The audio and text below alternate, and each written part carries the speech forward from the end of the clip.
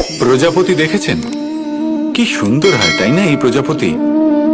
ওদের দিকে তাকালে নিজের অজান্তেই নিজের মুখে হাসি ফুটে ওঠে। কিন্তু এই প্রজাপতি জন্ম থেকেই এমন দেখতে হয় না। জন্ম থেকে এদের কাছে ডানা থাকে না, এরা উড়তেও পারে না। যখন একটি প্রজাপতি জন্ম নেয় তখন প্রথমে ডিম অবস্থায় থাকে সে। আস্তে আস্তে সেই কবচ সে ভেঙে ফেলে, খুব পরিশ্রম করতে হয় তাকে। তারপর কীটের আকার ধারণ করে সে চলতে থাকে।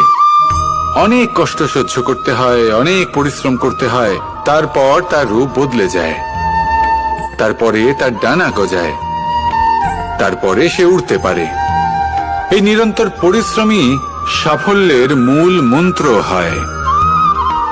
কখনো কখনো প্রতিভাও কম পড়ে যায় যদি নিরন্তর পরিশ্রম না করা হয়, যদি সমর্পণের ভাব মনে না থাকে, দৃঢ় নিষ্ঠা না থাকে। আর কখনো কখনো সেই ব্যক্তি যার মধ্যে বিশেষ প্রতিভা থাকে না, সেই ব্যক্তি নিরন্তর পরিশ্রম করে, নিজের মনে সমর্পণের বোধ জাগিয়ে তোলে, দৃঢ় নিষ্ঠার সাথে কর্ম করে আর সাফল্য লাভ করে। সেই জন্য আপনি জীবনে যেখানেই পৌঁছে যান না কেন, নিরন্তর পরিশ্রম করতে থাকুন। তবেই আপনার ভবিষ্যৎ রঙিন প্রজাপতির মতন গগনচুম্বী হবে। তবেই এই সংসার আপনাকে দেখবে এবং নিজের অজান্তেই এই সংসার